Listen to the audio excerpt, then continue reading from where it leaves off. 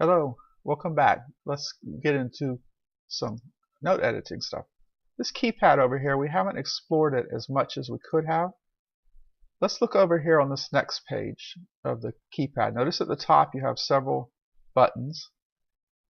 If you click on that one, the second one, or this little arrow, different options come up. I clicked on the 8 key, and that's a little grace note. It shows up in there. And just like with any other note, we can pick a flat, then the grace note, and it goes right in there, just like that. Let's say we want to tie this note into that note. Select it. We're back on page 1 of the keypad. Select this key here, the tie, and it ties it over. Let's say we want to tie these two together. So I highlighted that one, then I shift click on this one, and notice it highlights both with that little selection box. Then anything we do with the keypad will apply to both, and those are tied together. And that will work if you have a whole measure. We'll go to the end for this example. You select the entire measure,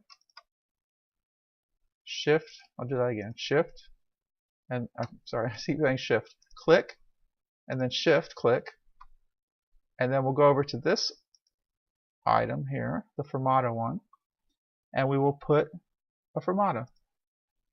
And it applied it on everything because I selected everything. You might want that, you might not. Control Z, undo it, because I don't. So I'm going to click the single note, and then shift click all the way to the bottom, and click on the fermata. And there we go.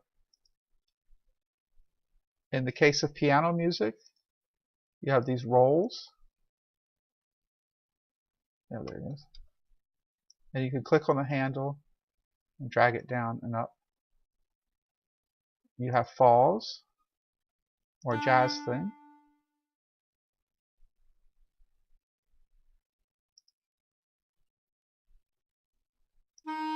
Select a note, and then select what you want.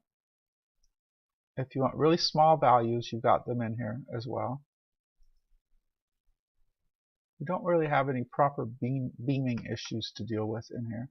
But let's say for some reason this is an improper beaming, but if you wanted this to be beamed separately, or that particular note not beamed actually, pick no beam, and it will separate them like that. If you're doing a whole song and you want to adjust the beaming, there's another option that's better, but for individual cases, this is the way to do it.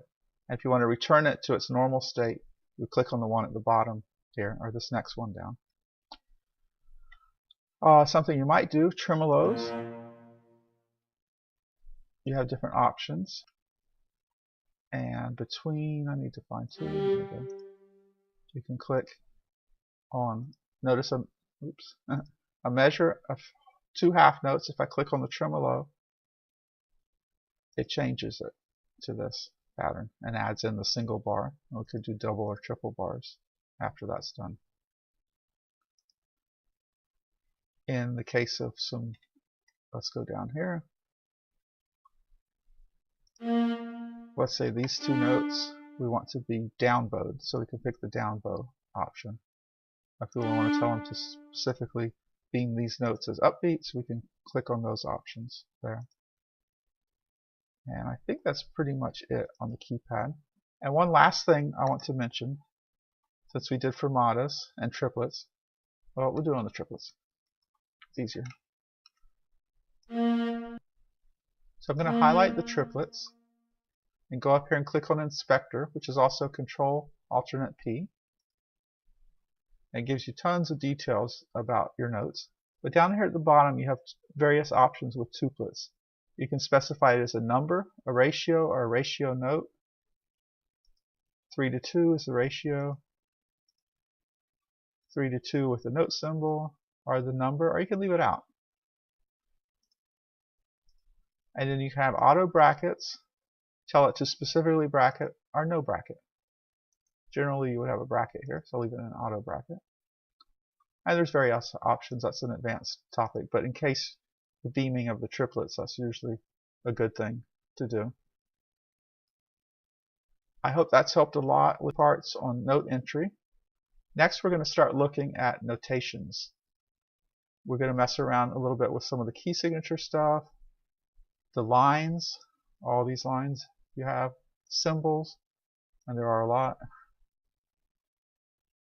and other options you can do in here. So look for you next time.